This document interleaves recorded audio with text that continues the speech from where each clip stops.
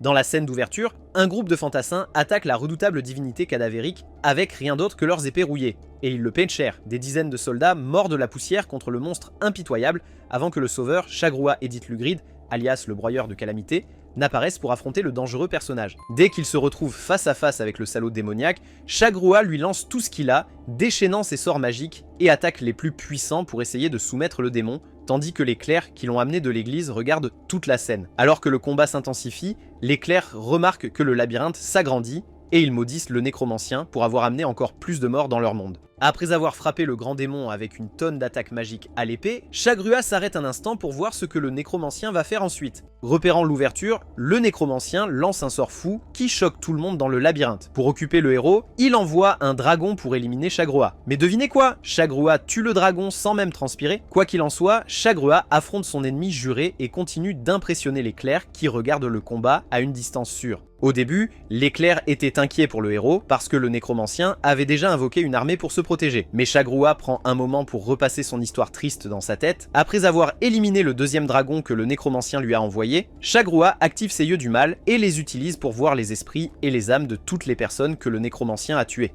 Le nécromancien voit cela et essaie de raisonner avec Chagrua, soulignant qu'ils ont à peu près les mêmes yeux. Mais Chagrua ne négocie pas avec les terroristes, alors il élimine une partie de l'armée du nécromancien et continue de tuer chaque dernier de ces salauds jusqu'à ce qu'il utilise finalement son dernier neurone pour écraser le reste des squelettes sous des rochers. Maintenant, il ne reste plus que lui et le squelette géant du nécromancien, alors Chagrua essaie de le raisonner avant qu'il ne se batte. Il dit au squelette d'arrêter d'être un tel crétin, de jouer avec les cadavres et les âmes des gens qu'il a tués, et de prendre un nouveau départ pour devenir une meilleure personne. Mais le nécromancien, qui est là depuis presque un siècle, sait qu'il est trop tard pour changer. Alors, il commence à invoquer de nouveaux sigils, que même Chagrua ne reconnaît pas, et à chanter des incantations pour l'affrontement final. Chagrua se prépare pour une attaque finale sérieuse et reçoit même un peu d'aide d'un des clercs derrière lui. En fin de compte, Chagrua et sa magie d'attaque incroyable l'aident à gagner le combat. Avant que le nécromancien ne puisse même cligner des yeux, il lutte pour se souvenir de ce qui vient de se passer. Après quelques éclairs et visions floues supplémentaires, le nécromancien se réveille soudainement dans une ruelle du Japon moderne en tant qu'adolescent lycéen. Il est totalement confus par son nouvel environnement, et quand il touche sa gorge, il trouve du sang. Que m'est-il arrivé? Se demande le nécromancien en marchant vers la lumière au bout de la ruelle. Il sort dehors et est complètement époustouflé par la modernité et l'électronique de tout ce qui l'entoure. Il ne comprend pas ce qu'il voit, alors il erre dans les rues comme un chiot perdu. Ce qu'il ne sait pas, c'est que le corps d'adolescent dans lequel il se trouve vient d'être tué par un groupe d'assassins mercenaires d'élite engagés pour récupérer le corps. L'un des responsables, Takumi, s'inquiète en voyant le type qu'ils viennent de tuer se promener comme si de rien n'était. Il envoie son drone pour vérifier et confirmer que c'est bien le lycéen qu'ils viennent d'éliminer. Takumi est confus, alors il annule la récupération du corps et observe le gars avec du sang sur la gorge, debout, l'air perdu. Pendant ce temps, le nécromancien, maintenant dans le corps du lycéen, accepte qu'il a été réincarné dans un autre monde. Seulement cette fois, le monde dans lequel il se trouve connaît une paix éternelle. Alors qu'il essaie de penser à son ancien monde, deux policiers arrivent après l'avoir remarqué errant et l'avoir entendu parler japonais. Au début, le nécromancien ne comprenait pas la langue, mais il est resté calme jusqu'à ce qu'il utilise sa magie pour comprendre ce qu'il disait avant de répondre à leurs questions. Apparemment, les flics étaient inquiets à cause du sang sur sa chemise et voulaient l'aider. Ils lui demandent son nom et le nécromancien leur donne le nom du propriétaire original du corps, Polka Shinoyama. Malheureusement, juste au moment où les flics allaient l'aider, une belle femme étrange marche sur l'un d'eux et ramène Polka dans la ruelle où il était. Alors qu'ils se précipitent dans les rues, deux bizarres qui se nomment Eras et Ewa remarquent l'étrange événement, mais décident de l'ignorer et de profiter de leur journée. De retour dans la ruelle, la folle dame se présente comme Misaki Sakimiya et demande si Polka se souvient d'elle. Alors que Polka a plus de flash et de vision, Misaki le soulève dans les airs et le secoue violemment. Une fois qu'elle est sûre qu'il est vraiment en vie, elle revient à la raison principale de sa présence, qui est de le tuer. Alors que Polka la remercie de lui avoir sauvé la vie, Misaki sort l'arme qu'elle a utilisée pour tuer le vrai Polka auparavant et attaque le nécromancien. Le nécromancien, alias le nouveau Polka, reconnaît Misaki grâce au flashback qu'il a d'elle et s'enfuit pour sauver sa vie. Pendant ce temps, Takumi essaie de se sentir mieux en acceptant un contrat pour tuer un enfant. Après avoir couru pendant un moment, Polka trouve enfin un endroit pour se cacher. Alors qu'il réfléchit à une solution pour sortir de sa situation, Misaki le rattrape et l'attaque. Pendant la première partie du combat, Polka esquive et bloque toutes les attaques de Misaki. Cependant, dès que Polka essaie de s'enfuir, Misaki lui plante une barre de fer dans la jambe. Polka est hors service pendant un moment et décide de passer à l'offensive et de neutraliser cette garce qui l'attaque. Pour ce faire, il lui lance un de ses couteaux et l'attire dans la partie la plus profonde du bâtiment où il se trouve. Bientôt, Misaki arrive et lui dit quelque chose sur le bâtiment. Il s'avère que ce bâtiment était autrefois le lieu d'exécution des Yakuza et la plupart des gens l'évitent parce que trop de personnes y ont été tuées. Misaki lui demande alors s'il peut voir les fantômes dans la pièce et Polka utilise enfin ses yeux du mal pour jeter un coup d'œil aux dizaines de fantômes qui entourent la femme folle venant pour sa tête. Après avoir marmonné encore quelques mots incompréhensibles, Misaki passe à l'attaque. Cette fois, Polka, alias le nécromancien, avait déjà retrouvé sa magie et elle était meilleure qu'avant. Alors, il prend position et poignarde Misaki avec l'une de ses énormes mains squelettiques avant de la plaquer contre le mur. Il pense que cela devrait être une punition suffisante pour avoir joué avec la vie des gens autour d'elle. Pendant que Polka s'habitue à son temps dans le nouveau monde, Shagrua et les autres clercs ont du mal à comprendre ce qui s'est passé lors de cette dernière attaque. Shagrua était presque sûr d'avoir vu l'âme du nécromancien, mais à la toute dernière seconde, ses yeux du mal ne pouvaient plus suivre l'âme du nécromancien, comme si elle s'était volatilisée dans les airs. Au même moment, le nécromancien se réveille complètement dans son nouveau corps et remercie Misaki de lui avoir donné une nouvelle chance de vivre une vie paisible. Il continue ensuite à marmonner des absurdités avant de finalement réaliser qu'il a accidentellement tué Misaki lors de ses dernières attaques. Chaque tentative de réveiller son assassin était inutile. Et avec le temps, il devint très effrayé de ce qui pourrait se passer ensuite. Avant que l'histoire principale ne continue, le nécromancien nous raconte comment sa vie triste a commencé en tant que l'un des rares nés avec des yeux maléfiques. En remarquant que leur fils était né avec de tels yeux maléfiques, les parents du nécromancien l'ont vendu au sorcier de la cour, où il a été formé pour devenir un nécromancien pour combattre pour l'Empire. Pendant des années, le nécromancien a combattu vaillamment pour le succès de l'Empire. Mais finalement, la politique et la cupidité ont conduit à la chute de l'Empire. Même après avoir perdu sa place dans l'Empire, le nécromancien a cherché à mener une vie paisible. Ainsi, il s'est résigné à vivre seul dans une grotte pour l'éternité. Au fil des années, le nécromancien remarqua des enfants perdus vivant dans les grottes avec lui et fit tout son possible pour les nourrir en leur donnant des fruits et de la viande chaque jour. Bien qu'il ne leur montre pas son visage, les enfants appréciaient toujours celui qui les aidait et le nécromancien était plus qu'heureux de les aider. Finalement, les enfants découvrirent la cachette du nécromancien et l'accueillirent à bras ouverts, jouant avec lui dès qu'ils le pouvaient. La vie était belle pendant un moment, jusqu'à ce que les stupides humains découvrent la relation des enfants avec le vilain nécromancien. Incapables d'accepter une telle relation, ils attrapèrent tous les enfants, les qualifièrent de souillés et impurs, et les tuèrent tous pour purifier leur terre des enfants maléfiques. En découvrant la trahison des humains méchants, le nécromancien vengea les enfants en tuant chaque salaud qui les avait tués. Une fois qu'il eut terminé cela, il retourna vivre sa vie seul, apprenant tout ce qu'il pouvait sur les sorts de réincarnation. Puisqu'il ne pouvait plus mourir de cause naturelle, il attendit des siècles qu'un héros apparaisse et le tue, afin qu'il puisse enfin compléter son sort de réincarnation et se jeter hors de ce monde froid et cruel. Avec l'arrivée de Shagrua, sa mission fut accomplie, et maintenant il est confronté à son premier meurtre dans le nouveau monde. Maintenant, à présent, Polka fait de son mieux pour réveiller Misaki, mais malheureusement, elle est partie depuis longtemps. Avant de faire quoi que ce soit, il a une crise émotionnelle à cause de sa puissance ridiculement excessive, et se reprend peu après. Pendant ce temps, Takumi a du mal à accepter ce qui vient de se passer devant lui.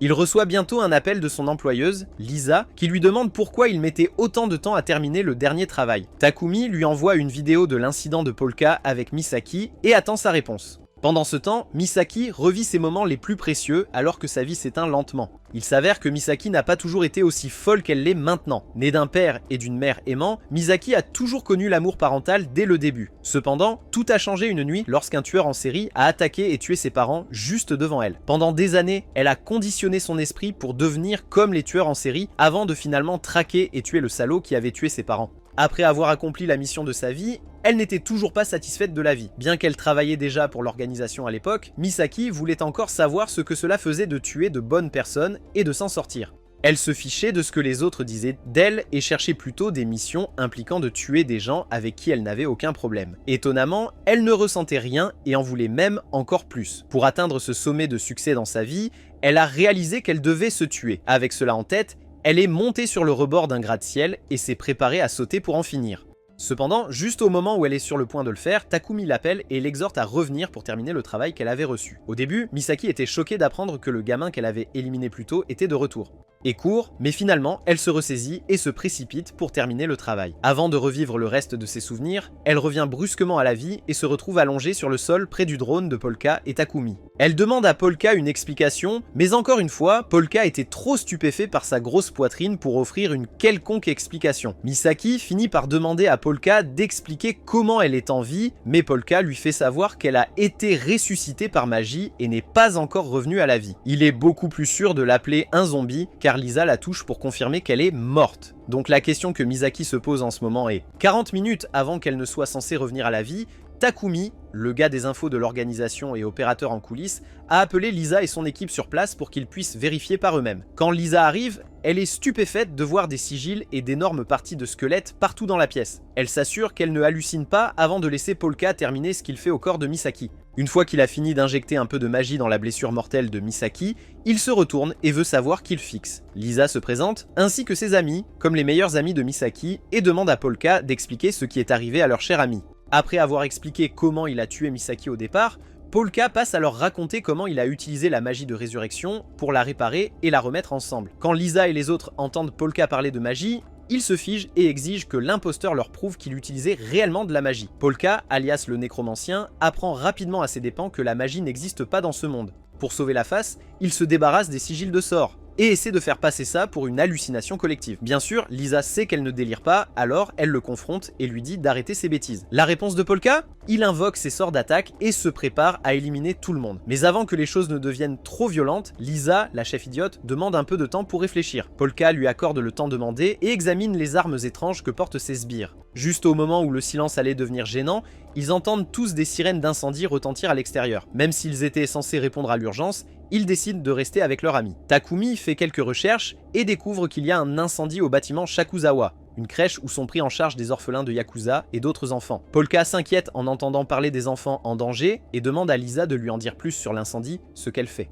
Après en avoir assez entendu, il veut immédiatement y aller pour sauver les enfants. Quand on lui demande pourquoi il se soucie autant, il dit que c'est parce que les enfants ne devraient pas avoir à souffrir de la même douleur qu'il a ressentie en étant brûlé auparavant. Lisa, satisfaite de sa réponse, demande à Takumi de l'emmener au bâtiment. Polka file à travers les rues pour se rendre au bâtiment Shakuzawa. Une fois sur place, il évalue la situation et perçoit la force vitale des enfants. Avant que le drone de Takumi ne puisse même cligner des yeux, Polka se jette dans la pièce en feu et infuse les âmes de leurs parents décédés dans des squelettes pour que les parents puissent porter leurs enfants en sécurité. Une fois qu'il a terminé, Polka disparaît de la vue des médias et retourne à ses propres affaires. Takumi vérifie les nouvelles et voit les squelettes, mais avant de pouvoir réagir, il décide de prendre son temps pour comprendre leur nouvel ami. Il avertit Lisa de rester à l'écart du type bizarre, mais Lisa lui dit de se rendre à ce bâtiment pour qu'il puisse voir Misaki revenir à la vie. Avec Misaki de nouveau sur pied, Polka se met au travail avec Lisa pour discuter de son prochain objectif, atteindre la véritable paix. Il demande à Lisa la meilleure façon d'obtenir cela dans ce monde, et Lisa lui dit qu'il a besoin de pouvoir et d'argent. Puis, elle lui demande quelle est sa motivation pour être là, et Polka lui dit qu'il cherche juste une vie paisible où qu'il se retrouve.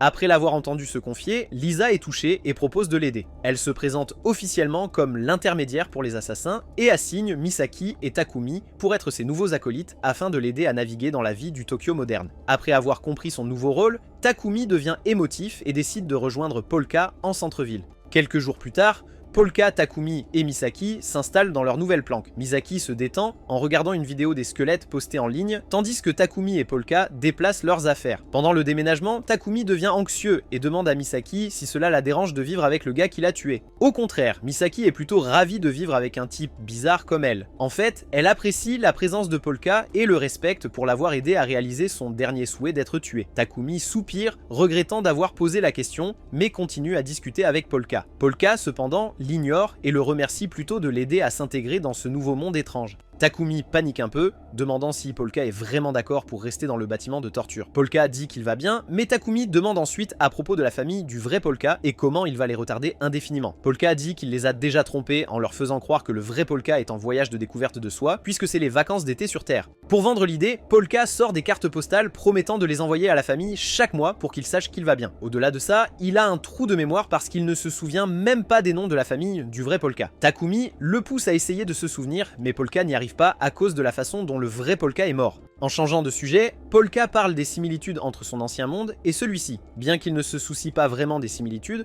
Polka est juste content que la région de Geldwood n'existe pas ici, car la discrimination serait trop forte. Passons à autre chose. Polka révèle son ancien nom, le dieu cadavre, et dit à Takumi et Misaki qu'il doit retrouver celui qui voulait la mort de Polka au départ. Takumi suggère de demander à Lisa, mais Polka dit qu'elle devait le garder secret pour des raisons de sécurité. Même ainsi, il prévoit de découvrir lui-même et de ne la forcer à parler qu'en dernier recours. Takumi marmonne encore quelques bêtises avant de retourner à son bureau pour travailler. Pendant que Misaki s'amuse avec les squelettes jouets, Takumi commence à parler des lemmings, mais abandonne rapidement le sujet pour éviter de révéler des secrets. Après cela, ils discutent de l'âme du vrai Polka, que le nécromancien a fusionné avec l'un des drones perdus de Takumi de la veille. Réalisant ce qui se passe, Takumi devient méfiant envers Polka, essayant de le peindre comme le méchant pour avoir joué avec des vies humaines de cette manière. Avant qu'il ne puisse le faire, Misaki reçoit un visiteur et sort pour voir qui c'est. Il s'avère que le visiteur est un ancien membre des Yakuza qui veut une protection pour un court moment afin de ne pas se faire éliminer par un gang rival. Après l'avoir écouté, Misaki refuse. Mais quand Polka apparaît et accepte le travail, Misaki change d'avis. Plus tard dans la nuit, Misaki, Polka et le visiteur se rendent dans une planque de gang et l'observent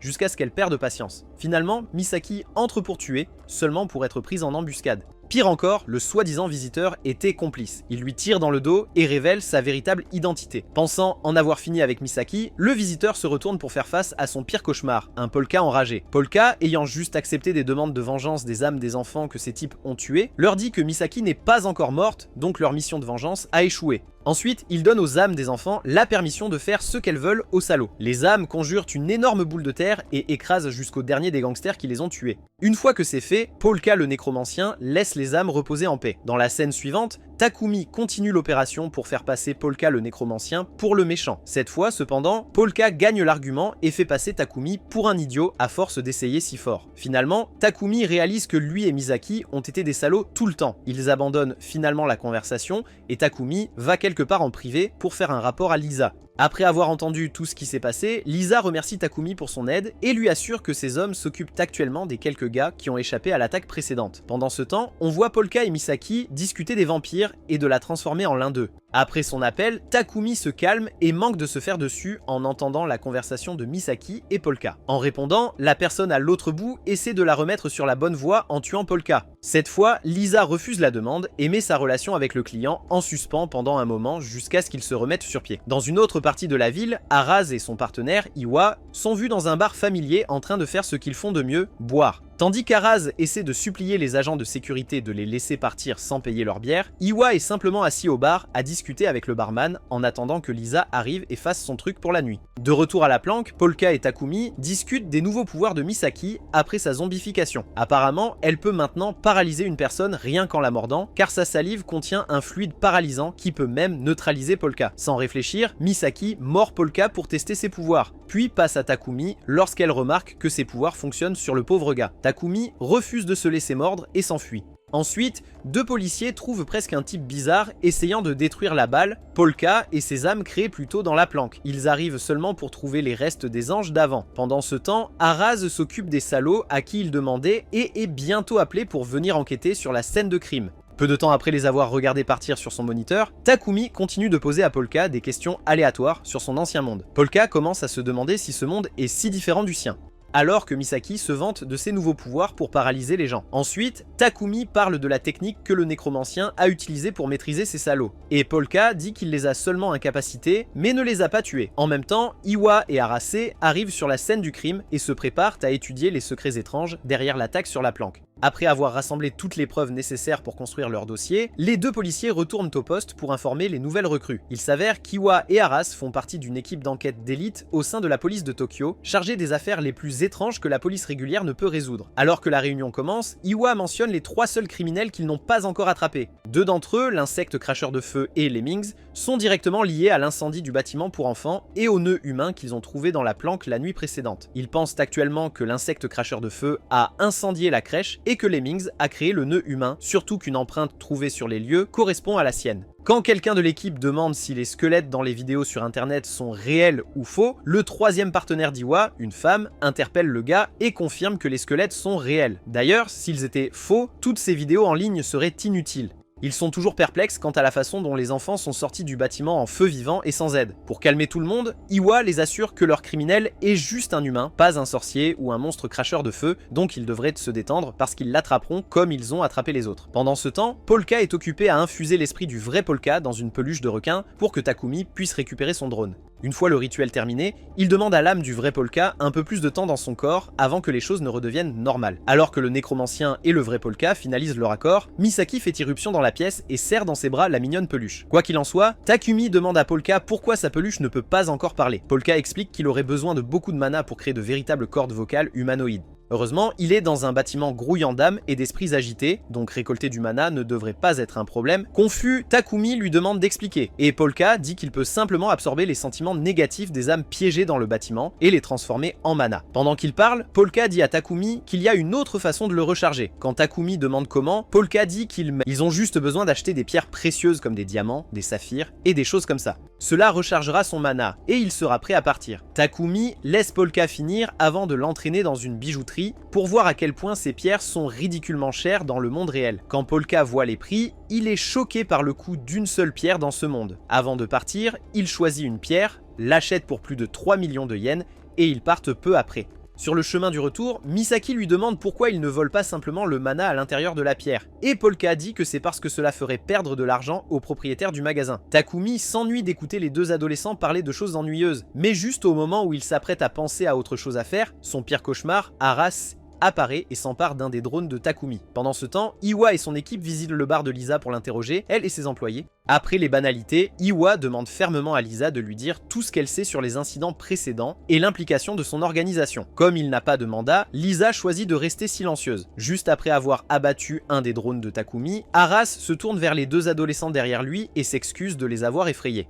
Alors que Misaki et Polka essaient de comprendre ce qui se passe, ils parlent dans le drone, espérant une réponse de Takumi. Juste à ce moment-là, Polka intervient et réprimande Aras pour avoir détruit le drone de son ami. Surpris, Aras s'approche du garçon adolescent pour expliquer à quel point Takumi est dangereux. Il qualifie le courtier en information de pire des pires et exhorte Polka à se méfier du traître. Ayant entendu toutes les insultes qu'Aras a lancées à Takumi, Polka se met en colère et active accidentellement son pouvoir, ce qui non seulement repousse Aras, mais le rend aussi encore plus curieux. Après avoir esquivé cette première explosion, Aras devient très intéressé par Polka et exige qu'il se présente. Takumi voit immédiatement à travers le stratagème d'Aras, alors il avertit Polka de ne pas répondre ni de montrer ses pouvoirs à Aras. En entendant cela, Polka reste silencieux tandis qu'Aras continue de le réprimander pour traîner avec des étrangers dangereux. Polka répond à l'une de ses questions et finit par s'enfoncer encore plus. Pour éloigner Aras, Takumi l'appelle et essaie de le détourner de la piste de Misaki et Polka. En lui parlant, le courtier en information installe plusieurs drones dans la ruelle et menace de publier des vidéos embarrassantes de lui harcelant les adolescents en ligne s'il ne les laisse pas tranquilles. Arasé admire le sens du drame de Takumi et souhaite pouvoir voir les visages de Polka et Misaki lorsqu'il révèle la véritable nature du courtier en information.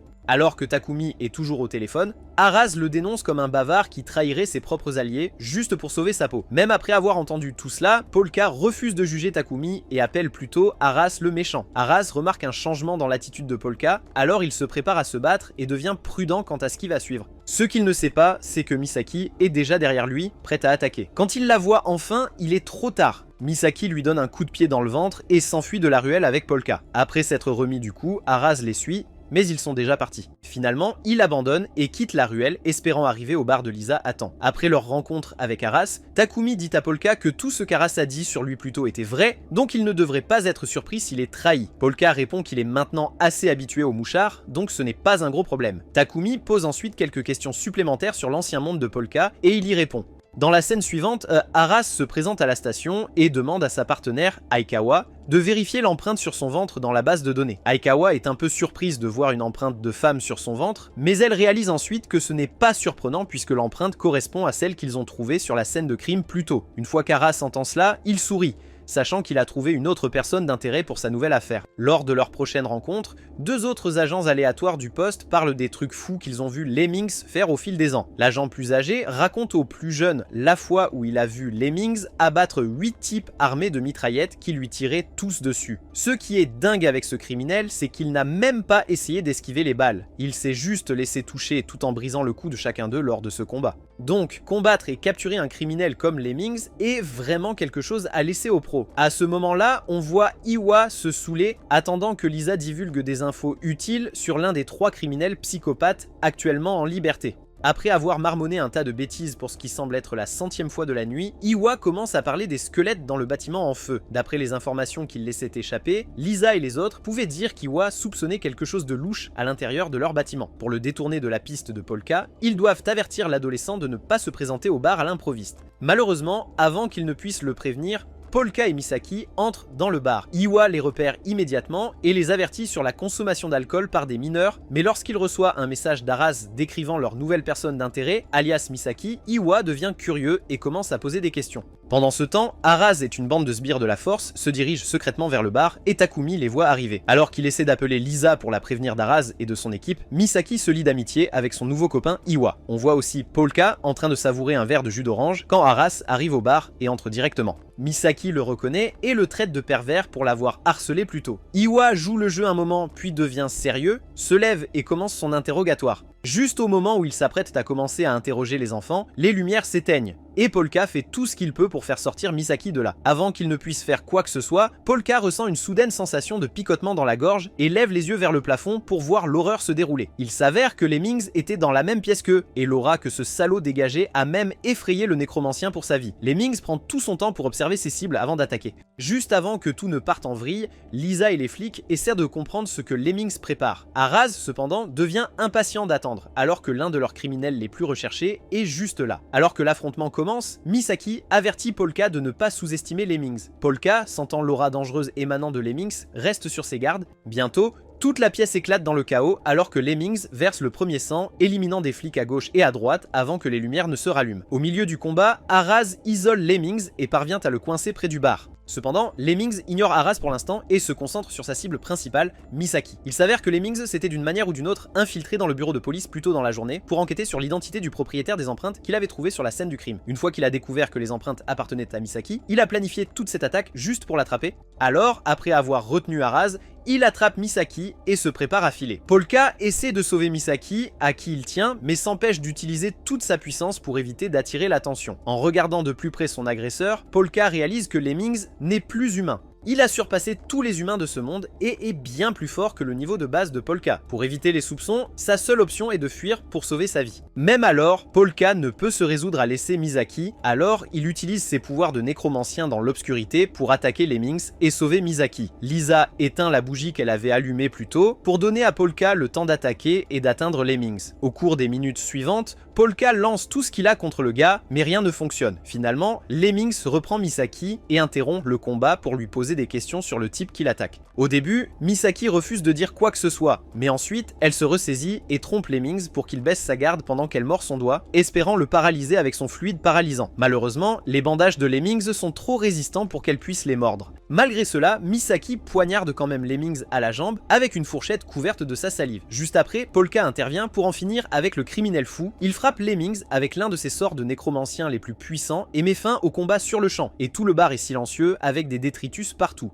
Iwa et Araz se plaignent de la façon dont les choses se sont passées et de leur manque de préparation face à ce criminel. Lisa, quant à elle, s'approche pour les calmer afin qu'ils ne détruisent pas à nouveau l'endroit. Ailleurs, Lemmings est dans le bureau de son patron, faisant un compte-rendu au chef du syndicat du crime pour lequel il travaille. Après avoir rapporté ce qui s'est passé au bar, Lemmings, qui ne peut pas parler, s'approche de son patron et pointe une photo sur sa table, comme s'il essayait de lui dire quelque chose. Comme il ne peut pas parler, le patron fait de son mieux pour comprendre ce que son meilleur agent essaie de dire. Pendant ce temps, Misaki et Polka parlent avec Takumi de Lemmings, le criminel qui a attaqué le bar hier, Takumi qualifiant le muet fou d'assassin silencieux mais mortel, qui peut entrer et sortir de n'importe quel bâtiment sans laisser de traces. Une fois cette conversation terminée, Takumi évoque le mana que Polka a utilisé pour chasser Lemmings la nuit précédente, et Polka le rassure en disant qu'il l'a déjà récupéré. Après avoir raccroché, Polka remercie Misaki alors qu'il s'apprête à traverser la rue pour l'avoir protégé de Lemmings là-bas. Misaki lui dit de ne pas s'en faire, elle ne faisait que le remercier de l'avoir ramené à la vie en premier lieu. En entendant cela, Polka se souvient d'une leçon de son maître il y a plus d'un siècle sur le fait d'aider les autres sans rien attendre en retour. Après ce bref souvenir, Polka se décide et demande humblement à Misaki, Takumi et au vrai Polka de lui en apprendre davantage sur ce monde étrange pour éviter de nouveaux ennuis. Plus tard dans la nuit, le patron de Lemmings découvre que Polka est toujours en vie. Avec cette nouvelle information, il élabore de nouveaux plans pour le capturer à nouveau et si possible, le tuer encore. Le lendemain, Polka a une idée d'entreprise et la propose à ses amis vivants. Avant d'en venir au point principal, le maladroit montre à ses amis les autres tours qu'il peut faire avec ses compétences de nécromancien. Pour le prouver, il possède le stylo de Misaki et le fait écrire des choses étranges sur le papier devant eux. Si cela fonctionne, Polka prévoit d'ouvrir une boutique de magie pour vendre des objets possédés aux clients. Takumi, qui semble être le seul saint d'esprit là-bas, qualifie son idée de bêtise et lui dit de trouver une autre façon de gagner de l'argent. Juste à ce moment-là, le stylo possédé a une idée brillante et incite Polka à ouvrir une entreprise de voyance. Une semaine plus tard, Polka parvient à amasser 100 000 yens rien qu'en disant à des gens délirants ce qu'ils devraient manger pour trouver l'amour de leur vie. En comptant leurs gains de la semaine, le stylo a une autre idée brillante pour augmenter leur arnaque et la faire connaître dans le monde entier. Ils utiliseraient les pouvoirs de Polka pour communiquer avec les parents décédés de ceux qui veulent leur fortune, lire et manipuler l'esprit pour soit troller les cupides, soit les aider.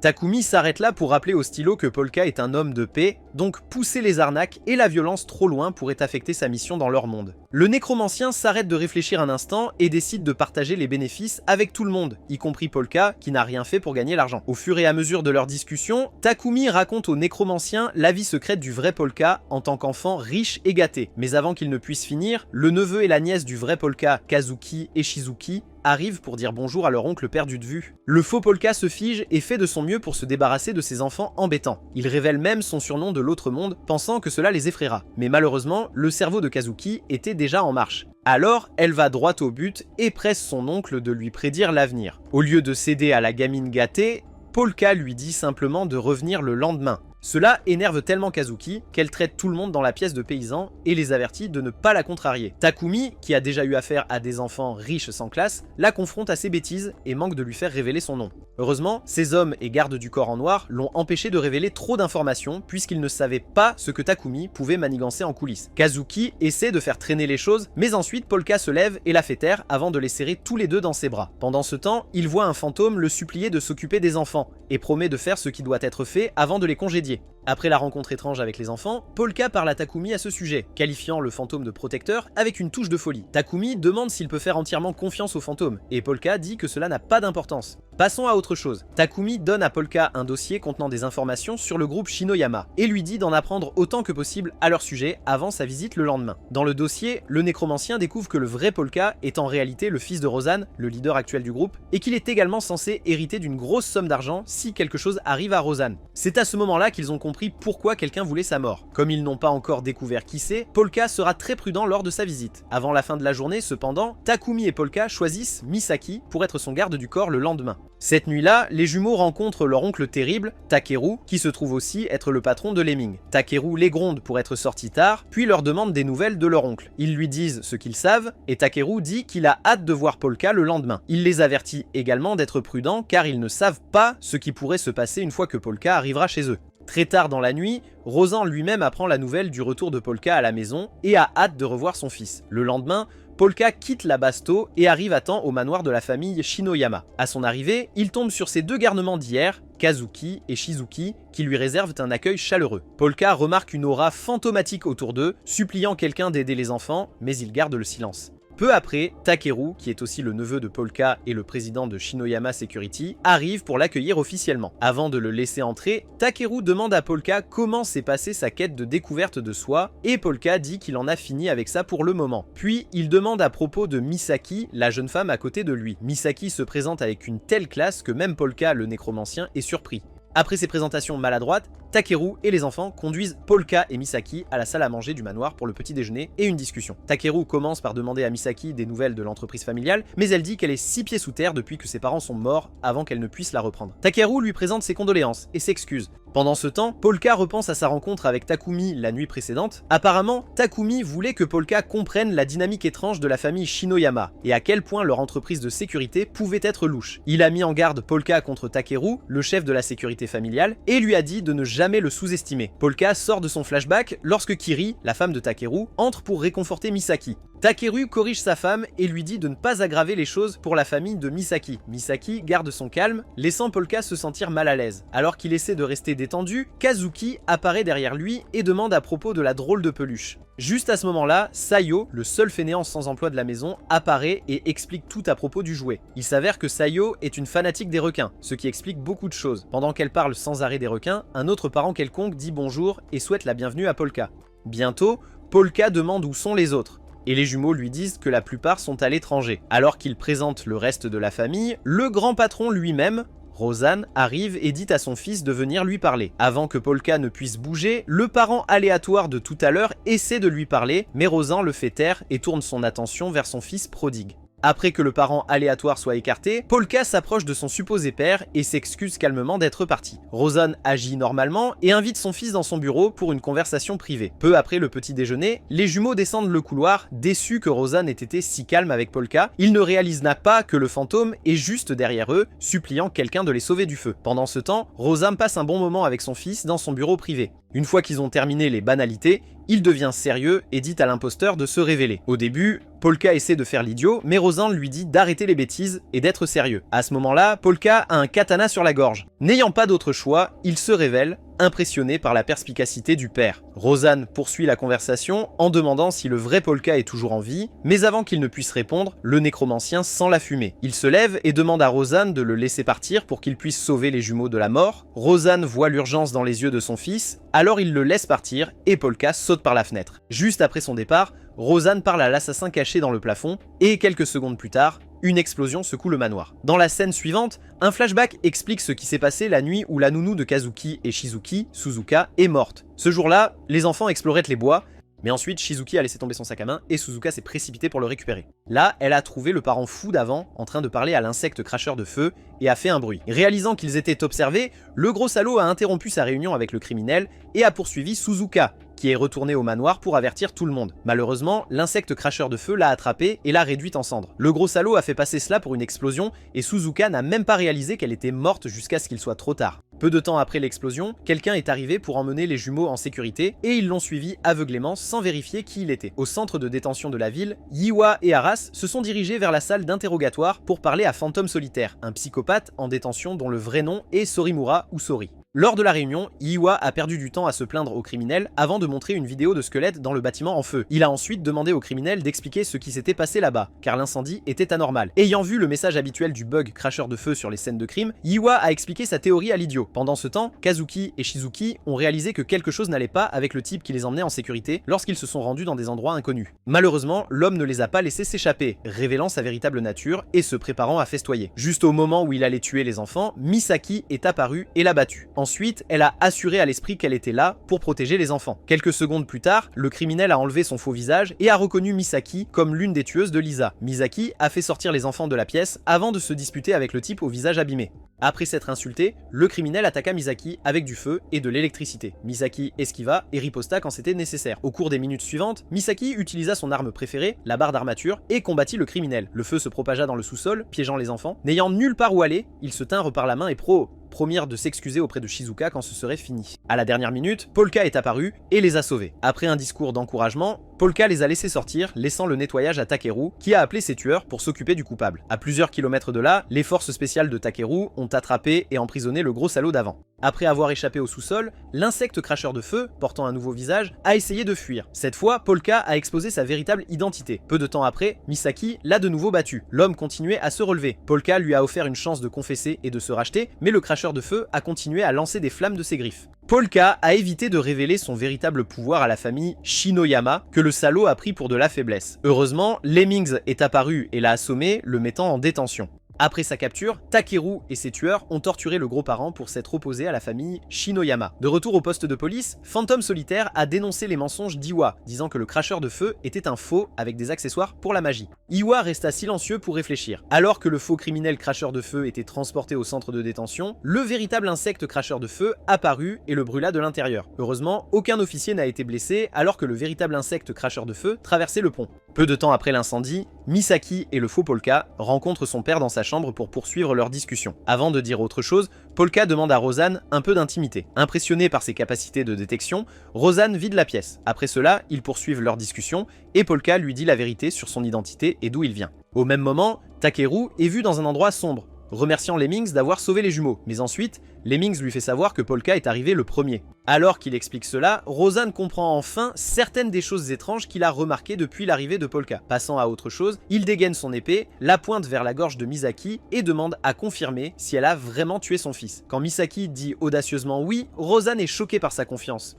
Il divague pendant quelques secondes avant que les peluches Sharkboard ne sautent du cou de Polka pour protéger Misaki, de la même manière que le vrai Polka l'aurait fait s'il avait été là. Cela convainc Rosanne, alors il demande à la peluche si c'est vraiment le vrai Polka. Après avoir reçu quelques hochements de tête, le vieil homme rit simplement et passe à autre chose en parlant de l'absurdité de l'idée. Finalement, il se calme et présente au faux Polka quelques-uns de ses robots qu'il peut posséder.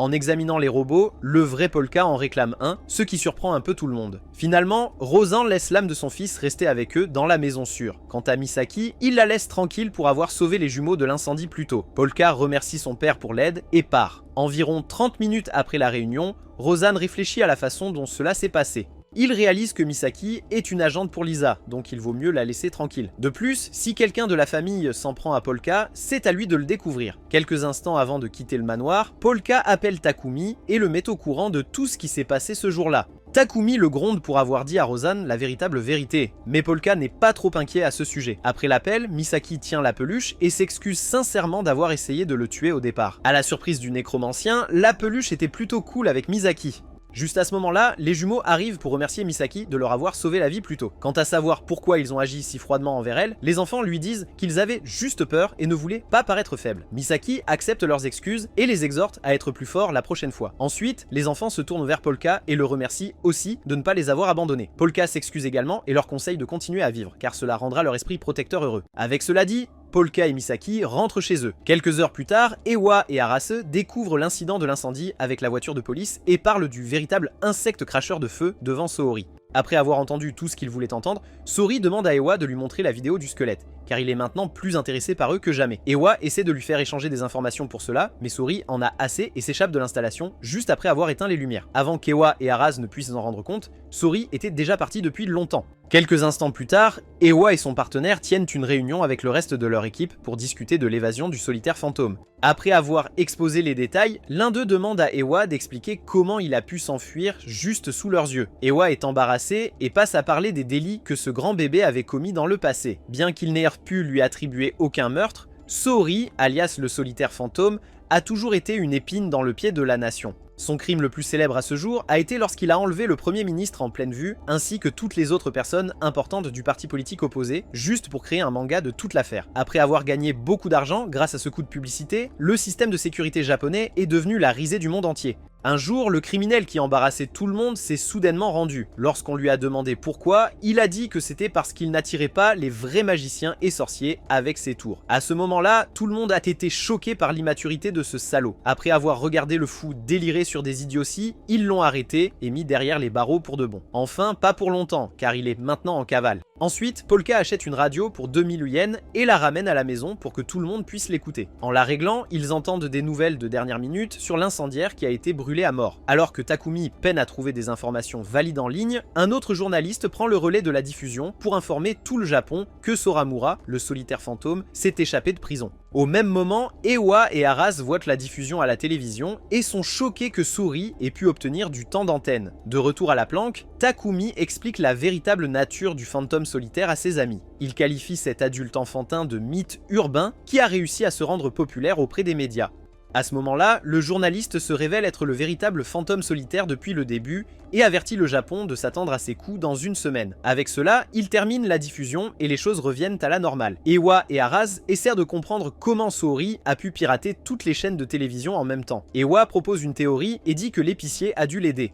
Il s'avère que le grosseur est un courtier en information criminelle avec des réponses à presque toutes les questions logiques posées. Maintenant, le vrai problème auquel ils doivent faire face est Sohori, qui est comme Lisa et peut attirer des fauteurs de troubles de loin. Pour gérer quelqu'un comme lui, ils devront être très prudents. Cette nuit-là, Sohori rencontre enfin le véritable insecte cracheur de feu sur un toit. Le véritable insecte, qui couvre son visage avec un parapluie, parle au solitaire dérangé par appel téléphonique. Au début, Sohori ne comprenait pas pourquoi l'insecte avait besoin de l'appeler alors qu'ils se tenaient à quelques mètres l'un de l'autre. Eh bien, le monstre cracheur de feu dit qu'il est juste prudent. Il pose ensuite quelques questions à Sohori pour comprendre quel genre de personne il est, et Sohori lui montre par quelques démonstrations qu'il est une personne qui aime gaspiller les choses, car il croit que c'est ce qui rend la vie digne d'être vécue. Dans la scène suivante, Polka et ses amis discutent de Sohori et de sa renommée dans tous les médias au Japon.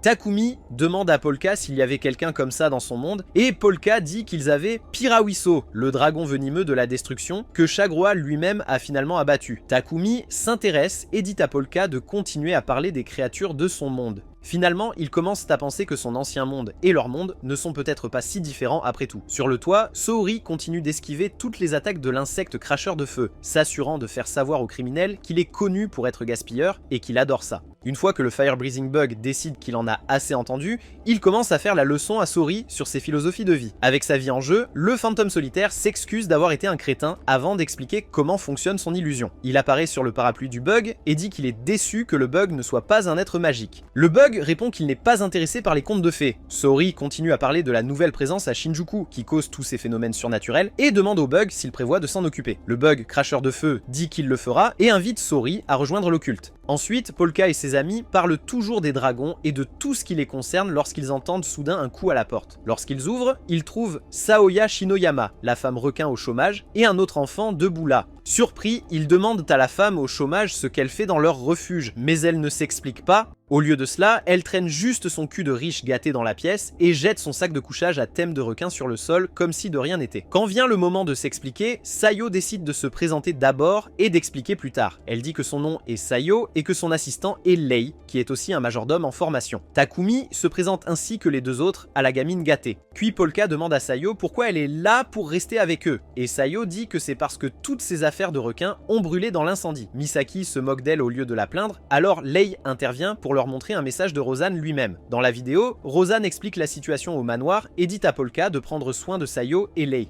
Avant la fin de la vidéo, il informe Polka qu'il garde un œil sur le bâtiment maintenant, mais c'est juste pour la protection, donc Polka ne devrait pas s'inquiéter. Polka utilise sa magie démoniaque et sent quelques autres personnes autour. Il reste calme, mais il commence à se demander si Sayo est celle qui essaie de le tuer. Le lendemain matin, Polka se réveille avec Sayo qui boude et veut dormir plus. Après une conversation ennuyeuse avec elle, Polka réalise à quel point cet enfant riche est paresseuse et stupide. Finalement, elle retourne dormir et son soi-disant majordome doit s'excuser pour elle. Takumi, qui ne supporte pas les gens paresseux, décide de nettoyer une des pièces inutilisées et de la transformer en chambre pour Sayo et Lei. Sayo se réveille pour se plaindre un peu plus avant de se rendormir. Lei, en revanche, essaie de leur dire qu'ils n'ont pas besoin de traitement spécial. Puis il commence à préparer le petit déjeuner pour tout le monde. Polka lui demande pourquoi il a été choisi comme assistant de Sayo et Lei lui donne une raison bidon. Puis Polka lui demande de lui dire ce qui se passe au manoir. Lei lui dit que le manoir est rempli de flics en ce moment, donc il devrait rester à l'écart jusqu'à ce que les choses se calment. Ensuite, Ewa et Aras se rendent au manoir pour enquêter sur l'incendie de la veille. Après s'être présentés, ils rencontrent Takeru, qui ridiculise totalement la police en disant qu'elle est inutile pour attraper les criminels. Il souligne à quel point le bug, cracheur de feu et fantôme solitaire sont dangereux pour la famille Shinoyama, et il demande à la police pourquoi ils ne les ont pas encore attrapés alors qu'ils reçoivent des tonnes d'argent du gouvernement. Ewa et Aras restent assis là, se demandant pourquoi Takeru est de si mauvaise humeur.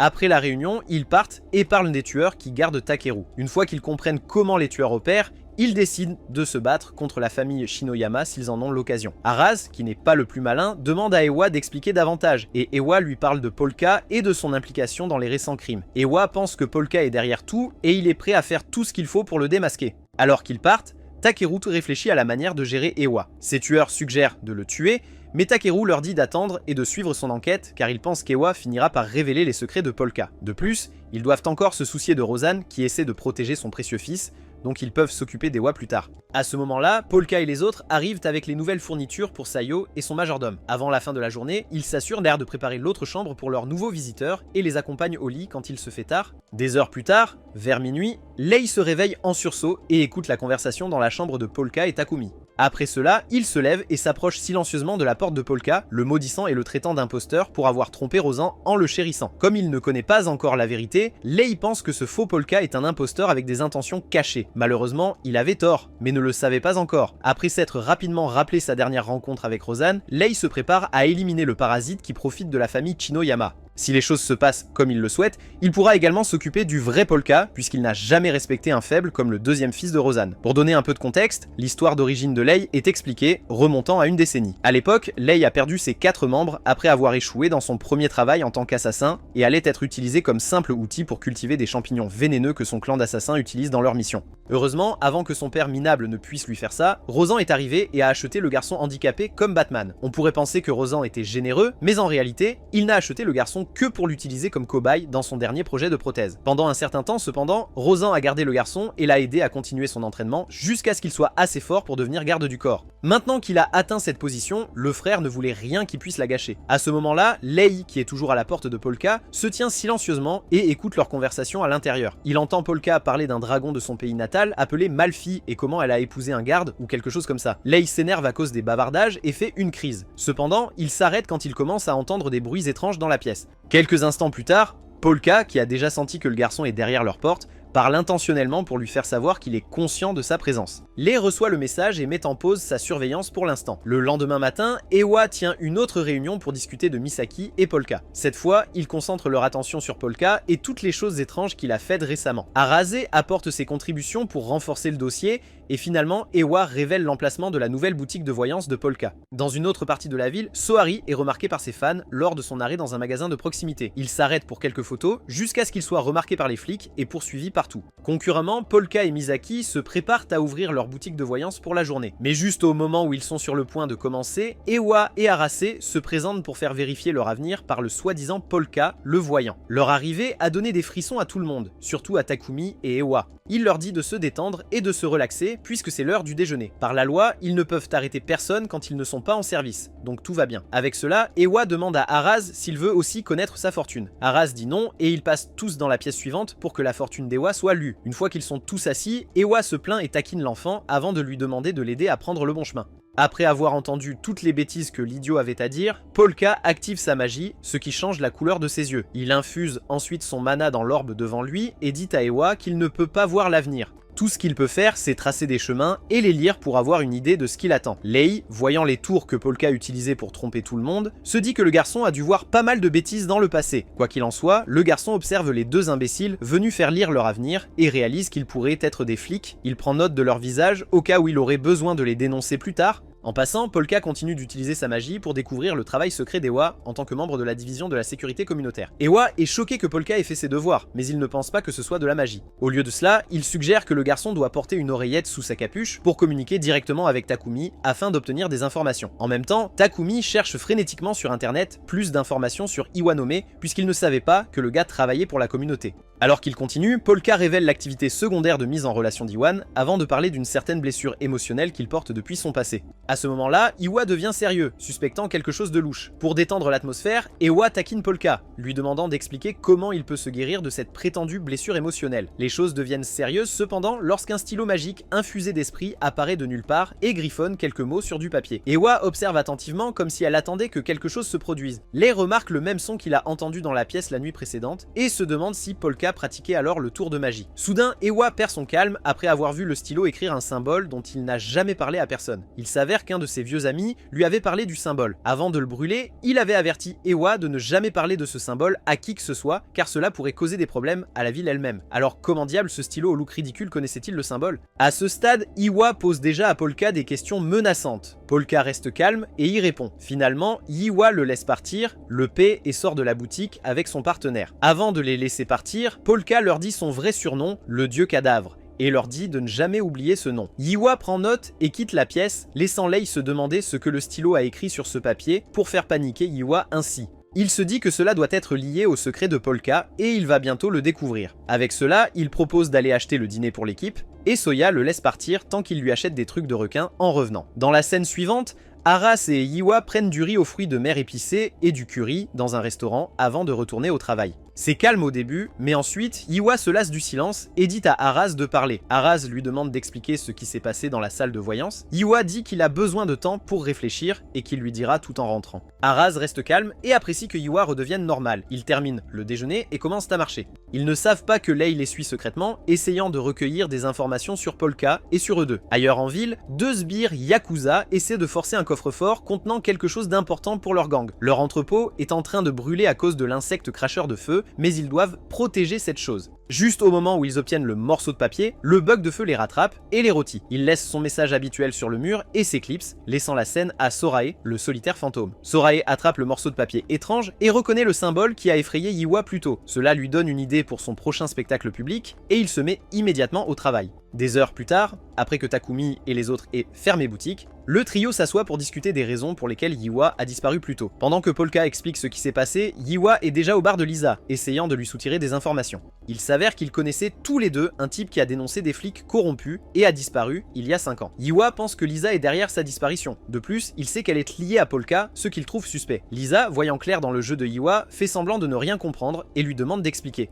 Iwa devient encore plus agacé en essayant d'expliquer le lien entre Lisa et leur ami commun, Osorogi. En même temps, Polka admet connaître le gars et dit même à ses amis que l'âme qu'il a piégée dans le stylo a un nom similaire. Il n'est pas encore sûr si c'est la même personne. En entendant le nom de Osorogi, Lisa devient nostalgique et demande à Iwa pourquoi il a l'air à la fois heureux et énervé. Iwa dit que c'est parce qu'il a joué le clown trop longtemps. Même alors, il est surtout en colère contre Polka pour être ami avec des gens louches et pense que Osorogi l'a recruté dans la division de la sécurité communautaire pour les enfants. Il se sent mal pour Polka et en colère contre Osorogi pour avoir entraîné des innocents dans les parties compliquées de leur vie. En entendant cela, Lisa lui dit qu'elle loue juste un bâtiment à Polka et c'est tout. Elle n'est pas impliquée dans ce qu'il fait, mais elle ne va pas manquer une occasion de se connecter avec lui. Après avoir entendu tout cela, Iwa avertit Lisa d'être très prudente dans ses affaires, mais ensuite Lisa lui demande pourquoi il est si sûr que Osorogi est vivant. Iwa répond qu'il en sait trop sur lui pour qu'il soit mort. Sur ce, il se lève et quitte le bar après avoir promis d'éradiquer les salauds dans la police qui ont forcé Osorogi à se cacher. Lei, après avoir entendu la conversation, obtient une nouvelle piste pour enquêter sur la relation entre Osorogi et Lisa. De retour à la planque, Takumi panique en découvrant qu'Osorogi enquêtait sur la corruption policière et autres. Il s'avère que l'âme piégée dans le stylo est Osorogi et qu'il connaissait Iwa et Arase. Lorsqu'on lui demande de fournir ce qu'il a dessiné sur ce morceau de papier, le stylo exige 1 million de yens. Bien sûr, c'est scandaleux car une âme ne peut pas dépenser d'argent, mais ensuite le stylo explique à Polka pourquoi il exige d'être payé. L'affaire implique un de ses regrets. À ce stade, Polka n'a pas d'autre choix que de faire ce qu'il veut. Ensuite, Sorae rend visite à Grosseur en prison pour obtenir des informations sur le symbole qu'il a récupéré de la planque des Yakuza plus tôt. Pendant les premières minutes, ils discutent d'échanges d'informations et deviennent sérieux une fois que Sorae montre le symbole et demande sa signification. Grosseur prend le morceau de papier et commence à parler du prix. Après une brève histoire sur les origines de Grosseur, Sorae remarque à quel point Grosseur est puissant lorsqu'il s'agit de manipuler des informations qui pourraient ruiner ou élever de grandes nations. Pour l'instant, la seule chose que Grosseur ne peut pas échanger, ce sont les esprits des gens, mais il y arrivera bientôt. Après lui avoir offert un petit cadeau, Sorae essaie désespérément de faire rire Grosseur. Malheureusement, l'effronté Sorae prend le paiement et croque les gaufrettes avant de demander à Grosseur de lui donner au moins un échantillon d'informations. Grosseur parle pendant quelques secondes avant de révéler finalement qu'un des traits du symbole est une épée. En entendant cela, Sorae demande à Grosseur combien il doit payer pour obtenir ce genre d'informations. Avec sa journée qui approche à grands pas, toute la ville attend de voir ce que le bâtard prévoit de faire. Soya se réveille à midi et marmonne des bêtises avant de remarquer les dirigeables flottant à l'extérieur. Quelques secondes plus tard, tout le monde, y compris Polka, voit les dirigeables dehors. Polka reconnaît immédiatement le symbole sur les dirigeables comme un qu'il a déjà vu. Misaki remarque l'air inquiet sur son visage et lui demande pourquoi il est si tendu. Polka lui dit que c'est parce que ce symbole est l'insigne exact de l'Empire qui est tombé dans son ancien monde. Avant de faire quoi que ce soit, Polka s'arrête pour se rappeler les leçons de son maître sur l'insigne de l'Empire et sa création. Après ce flashback, Bro se demande comment Sorae a pu mettre la main sur un symbole comme celui-là puisqu'il pensait que ce monde était différent de l'ancien. Quelques minutes après que ce coup soit diffusé en direct, des informations et des théories du complot explosent en ligne. Les gens se demandent ce que signifie l'insigne ou s'il est même destiné à être vu par le public. La seule chose certaine est que certaines personnes puissantes ne veulent pas que cette information soit divulguée, alors elles agissent rapidement pour éliminer Sorae. Ensuite, Arase et Iwa discutent de leur prochaine action maintenant que Sorae et d'autres criminels connaissent le symbole. Ils sont presque sûrs que Sorae pourrait être lié aux personnes qui ont fait disparaître Osorogi il y a 5 ans, donc l'apparition de ce symbole maintenant doit signifier que Sorae et d'autres criminels l'ont pris pour cible. Pour l'instant cependant, ils ne font que spéculer et essayer de trouver des preuves. Quelques secondes plus tard, la grand-mère de l'infirmerie fait irruption dans le bureau pour dire à Iwa qu'il a été convoqué au siège de la police métropolitaine. Pendant ce temps, Sorae mène la grande vie, se détendant sur l'un de ses dirigeables, lisant le journal et regardant des vidéos. Pendant qu'il y est, il se souvient du reste de sa réunion avec l'épicier lorsqu'il a été facturé 3000 milliards de yens pour en savoir plus sur le symbole qu'il a apporté à l'escroc. Sorae avait discuté du du prix exorbitant que le grossaire demandait pour juste un stupide symbole. Mais une fois que le grossaire explique sa logique, Sorae comprend pourquoi il a demandé autant. Passant à autre chose, Sorae décide de découvrir lui-même la signification du symbole. Cependant, il prévoit de payer l'épicier pour son aide après avoir obtenu un devis pour faire voler des dirigeables en ville. De retour au présent, Sorae se détend quand soudain une balle de sniper à 1 km de distance lui explose la cervelle. Les snipers, se relaxant sur le toit d'un gratte-ciel, réalisent qu'ils n'ont tiré que sur un mannequin. Le vrai Sorae se cache ailleurs et bien qu'ils soient déçus d'avoir échoué, ils gardent leur sang-froid. Quelques instants après la tentative d'assassinat, le vrai Sorae reprend l'antenne et pirate toutes les chaînes de télévision du pays. Il souligne comment une organisation a pu analyser les informations de la police en moins d'1 heure et envoyer des snipers à un bon point de vue pour le faire taire. Tout ça à cause d'un stupide symbole. Si quelqu'un est prêt à commettre un meurtre pour un symbole, cela doit être plus important qu'il n'y paraît. Pour découvrir la véritable signification, Sorae offre une récompense promettant une grosse somme à quiconque déchiffrera le code. Après le livestream, Polka et Takumi parlent de nettoyer ce désordre. Sayo arrive et exige de connaître la véritable histoire. Polka essaie de balayer ses soupçons, mais c'est trop tard. Sayo n'est pas aussi ignorante qu'il le pensait. Au cours de l'heure suivante environ, Polka lui raconte tout ce qu'il sait, y compris des choses sur son ancien monde, espérant qu'elle pensera que c'est un conte de fées. Étonnamment,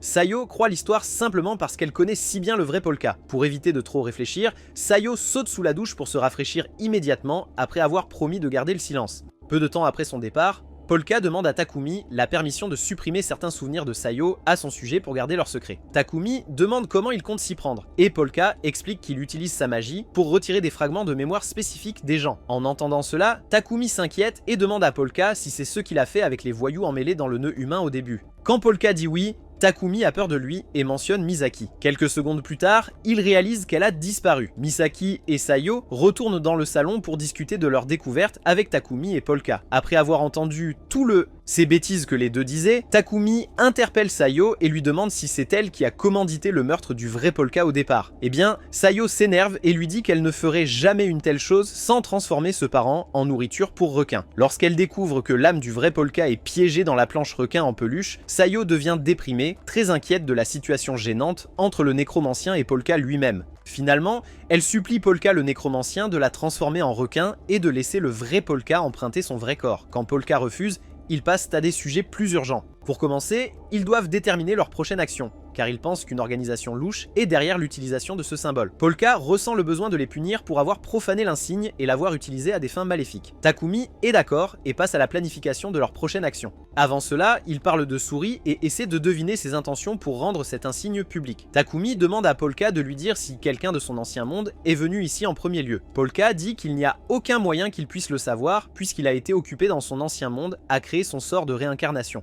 Au fil du temps, il parle de la connexion de Polka avec les squelettes qu'il a utilisés, et il leur dit qu'il en a libéré certains il y a longtemps avant d'être considéré comme un méchant. Maintenant qu'il a besoin d'informations de leur part, il se sent mal de revenir et de les appeler parce qu'il a honte de leur montrer la personne qu'il est devenu. À ce moment-là, Sayo lui dit juste de se taire et de faire confiance au fait que les fantômes lui pardonneront ses péchés. Polka écoute son conseil et leur conversation dévie pendant quelques secondes. Lorsqu'ils reviennent au sujet, Takumi décide d'enquêter sur le but du symbole et de découvrir pourquoi il est si important. Pendant qu'il fait cela, le stylo possédé avertit Polka de faire attention, car la police est plus sinistre qu'il ne le pense. Ensuite, Ewa arrive au siège de la police métropolitaine pour voir le surintendant général Jiro Takasu. Lorsqu'il arrive à son bureau, Jiro commente la silhouette d'Ewa et demande si Ewa a le courage de faire le travail difficile et de résoudre l'affaire. Ewa reste silencieux tandis que Takumi et les autres découvrent qui est le surintendant général. Osoroji leur donne des informations supplémentaires qui les rendent encore plus méfiants sur ce qui se passe. De retour dans le bureau du patron, Ewa présente son argumentaire et Jiro le bombarde de questions troublantes sur Osoroji. Ewa réagit calmement, ce qui choque Jiro qui le remarque. En guise de note finale, il avertit Ewa d'être prudent et de garder son sang-froid car les prochains mois seront difficiles pour lui. Après avoir clarifié quelques détails mineurs, Jiro parle de leur ennemi commun, Shiro. Ailleurs, Shiro lui-même est dans un parc en train de parler à quelqu'un qu'il appelle Nani au sujet de hackers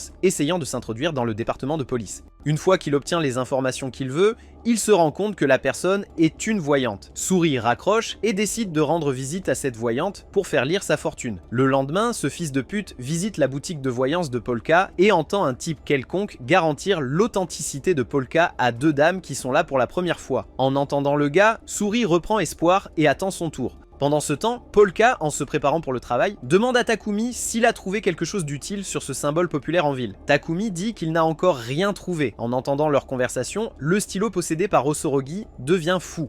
et griffonne quelque chose sur le papier devant eux. Selon son explication, le cerveau dirigeant tout ce syndicat criminel est en réalité un flic. Il les enquêtait il y a 5 ans, mais ils l'ont eu avant qu'ils ne puissent les atteindre. Takumi et Polka prennent note des avertissements du stylo et retournent à leurs occupations. Dans une autre pièce, Lei prépare le petit déjeuner pour Sayo tout en écoutant la conversation de Polka et Takumi. Il remarque la pose et les gribouillis sur la table comme si quelqu'un utilisait un porte-mine et devient de plus en plus méfiant quant aux activités des malfrats. En entendant le nom Osoroji une deuxième fois à différents endroits, il devient plus clair pour lui que cette personne doit être cruciale pour son enquête. Passons à autre chose, le stylo leur parle de son ami de confiance dans la police, Ewa, à qui il a transmis son message avant d'être tué. Bien que le gars agisse un peu fou, il leur assure qu'Iwanome, le partenaire d'Araz, a le cœur à la bonne place. Au département de police métropolitain, Iwanome tient une autre réunion avec ses collègues pour discuter de Fantôme Solitaire, la dernière épine dans le ville. Alors qu'ils notent quelques clichés sur l'idiot et son symbole, ainsi que leurs prochaines étapes, 2 officiers sont vus en train de parler mal de lui, disant qu'il n'est pas apte à être un leader et tout ça. Araz, qui peut les entendre, garde le silence et écoute son patron. Environ 1 heure après l'ouverture de sa boutique de voyance, Polka rencontre enfin le fantôme solitaire déguisé. Bien qu'il puisse dire tout de suite que le vieil homme en face de lui est Tsuri, Polka reste silencieux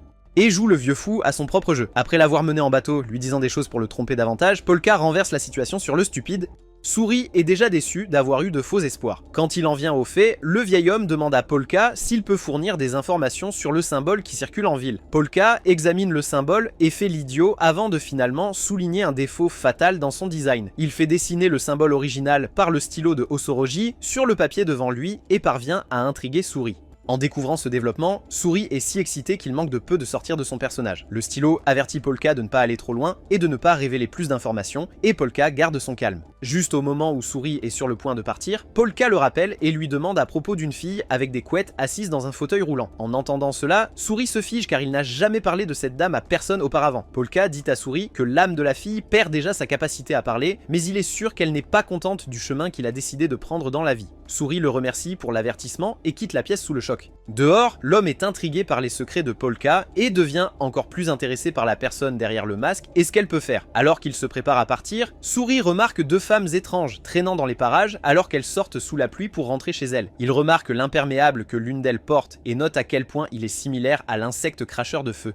S'il a raison, alors l'insecte est également venu pour faire lire sa fortune. Juste après la réunion avec ses collègues, Ewa et Araz se retrouvent pour discuter de la dernière mise à jour sur leur poursuite du solitaire fantôme, ainsi que du problème avec le symbole actuel que tout le monde connaît et aime. Araz demande s'ils peuvent faire confiance à quelqu'un dans la force avec un tel secret, mais Ewa l'avertit d'être prudent avec qui il s'associe pour qu'ils ne finissent pas par se cacher comme Osoroji l'a fait. De plus, attraper solitaire ne fera que pousser ceux qui se cachent dans l'ombre à faire des erreurs et à se dévoiler. Donc pour l'instant, ils feront leur travail et utiliseront les officiers à leur disposition efficacement. Alors qu'ils portent un toast à un nouveau départ, l'un des 2 idiots qui parlait mal d'Ewa plus tôt arrive pour le provoquer dans une compétition stupide. Ewa, cependant, voit clair dans leur jeu et leur dit ce qu'il pense en retour. Vers la fin de leur dispute, le type est sur le point de devenir physique avec Ewa, ce qui s'avère être une mauvaise idée pour lui, car Aras l'arrête net et lui serre le bras. Même après qu'Ewa lui ait sauvé la mise, l'idiot ne se tait toujours pas. Au lieu de cela, il s'approche d'Araz et essaie de le culpabiliser à propos d'une certaine opération secrète illégale qu'il a dirigée dans le passé. Araz leur dit qu'il a déjà été sévèrement puni pour son erreur. Mais avant que le gars ne puisse dire un mot de plus, 2 autres officiers de haut rang, Yatsu et Danjo,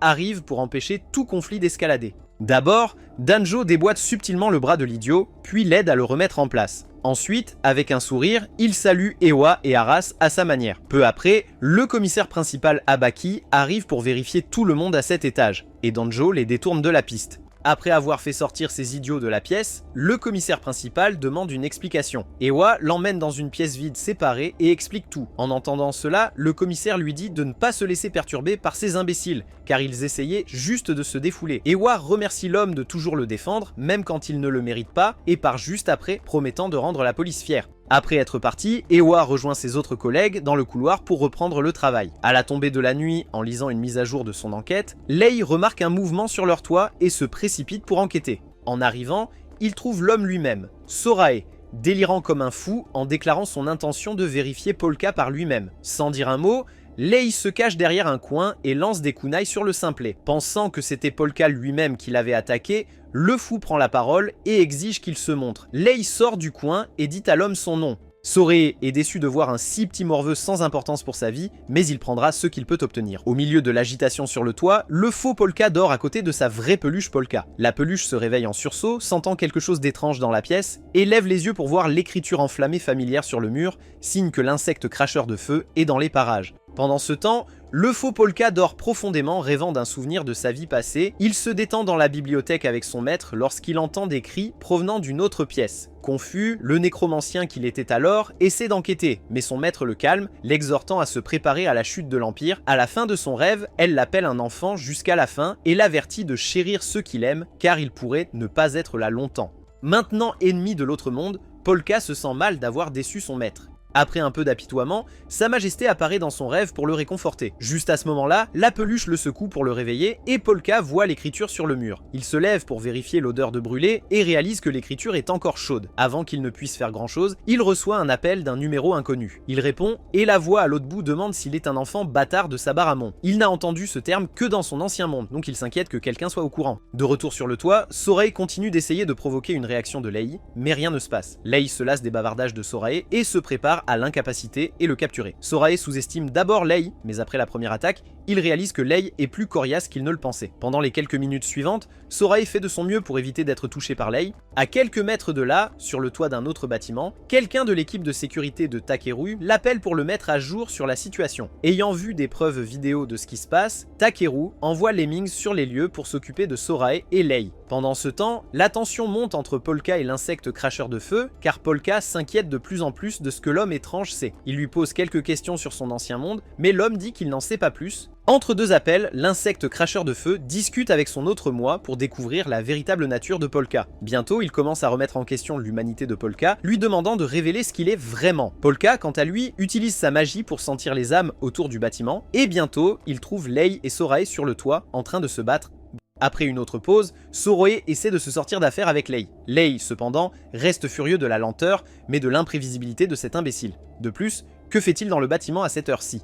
Est-il là pour Polka ou a-t-il un motif caché? Eh bien, Lei était sur le point de le découvrir. Après avoir mentionné le nom de Osoroji, Lei remarque l'excitation chez Sorey et fait des progrès. Sorey, cependant, félicite le petit garçon pour s'être montré utile pour lui. Il laisse échapper quelque chose et promet de rembourser Osoroji plus tard. Cela inquiète Lei, qui exige que Sorey s'explique davantage. Sorey se rend vite compte qu'il a été pris pour un imbécile, mais il garde son calme et ment effrontément pour maintenir sa version alternative. Lei voit à travers toutes ces conneries et se demande si un bouffon comme lui peut représenter une menace pour la famille Shinoyama. Juste au moment où le deuxième round est sur le point de commencer, Lemmings arrive et détruit immédiatement l'aura dans l'atmosphère. Lei remarque l'arrivée de Lemmings et s'inquiète de sa présence là-bas. Il garde son calme, bien qu'il sache que c'est une mauvaise nouvelle, et demande à Sorey s'il est de mèche avec l'homme mystérieux. Sorey continue de bavarder pour se sortir d'affaire, mais bientôt, Lemmings décide qu'il en a assez. Alors, il se tourne vers Sorey et se prépare à l'emmener. Lei voit sa chance et l'attaque. Pendant le combat, les hommes de main de Takeru s'inquiètent un peu du petit gars qui attaque Lemmings.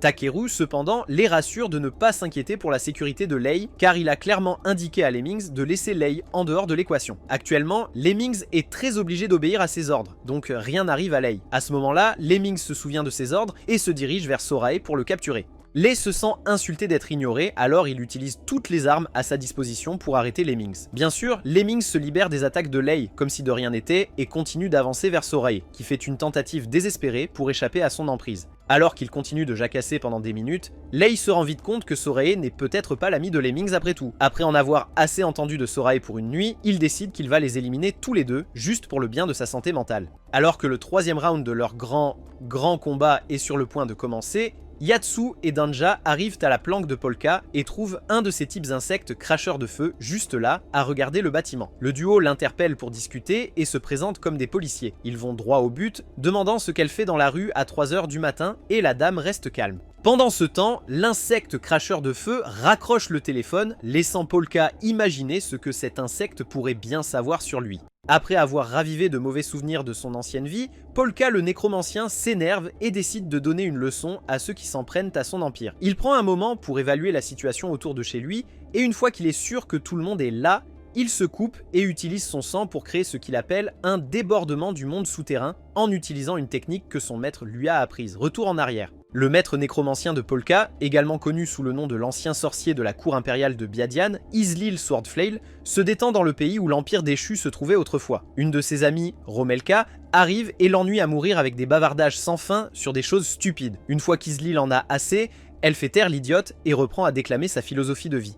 Elle remarque combien de temps il faut à certaines personnes pour grandir, en pointant son apprenti, l'actuel faux Polka, et son étrange faiblesse pour les gens qu'il aime. Alors que Romelka insulte Polka en le traitant de gamin, Islil la fait taire et la remet à sa place, disant que Polka n'est pas juste un enfant immature. Elle l'appelle ainsi seulement parce qu'il manque de volonté propre et vit pour ceux qu'il aime. Donc, si l'un de ses proches est en danger, il perd le contrôle et devient bien plus fort qu'avant. Ses paroles prennent vie cette nuit-là, alors que Polka piège tout le bâtiment dans son filet. La fille, à l'extérieur, remarque le changement dans l'air et décide qu'elle ne veut pas être impliquée dans ce qui va se passer. Avant de partir, cependant, elle agit normalement et ment aux flics, Yatsu et Danja, en leur disant qu'elle cherche son chien perdu avec son père. Juste à ce moment-là, l'autre moitié de l'insecte cracheur de feu, le gars, arrive et joue parfaitement le jeu. Quand les flics demandent pourquoi elle porte un imperméable, elle dit que c'est pour ne pas se salir. Satisfaits de leur histoire, les flics les laissent partir tous les deux. Polka, cependant, voit clair dans le jeu. Il connaît la véritable nature de la fille, parce qu'il se souvient qu'elle était là, plus tôt, lui demandant le symbole. Pour garder ses rats de laboratoire sous contrôle,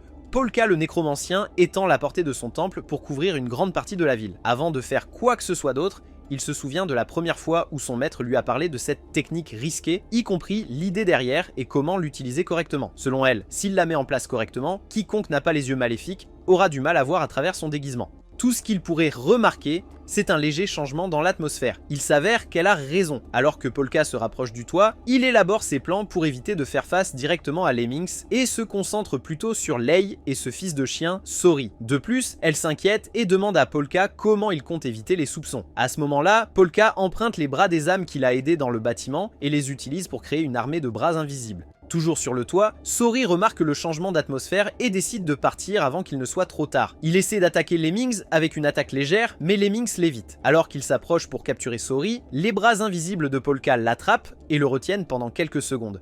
Sori remarque les choses étranges qui se passent dans l'air autour de la maison et en profite. Polka décide d'aller plus loin. Il augmente la portée de ses mains invisibles, les étendant haut dans le ciel pour attraper Sori, qui vole déjà très haut. Yatsu et Danja voient tôt le criminel depuis le sol, mais sont trop stupéfaits pour le signaler. Pendant les événements étranges, un des hommes de Takeru a envoyé une vidéo à son patron pour analyse. En voyant la vidéo, Takeru est choqué de voir une telle chose se produire dans sa ville. Polka continue de maintenir son mana pour garder son pouvoir actif. Sori réalise bientôt que l'insecte cracheur de feu l'utilisait pour détourner l'attention et parler au vrai Polka. Pour l'instant, il choisit de lui pardonner puisqu'il est de bonne humeur. Tandis qu'il regarde Sori s'éloigner vers la liberté, Polka renforce ses bras invisibles et en étend autant qu'il peut à l'extérieur du bâtiment pour capturer à la fois Lemmings et Sori. Pendant plusieurs minutes, il les poursuit tous les deux, mais n'arrive finalement à capturer aucun d'eux. Après cette perte de temps et d'énergie, Polka est heureux d'avoir attrapé l'un des avatars du bug cracheur de feu, la dame. Dans une autre partie de la ville, l'un des policiers corrompus derrière la mort de Ozoroji se connecte au forum des policiers corrompus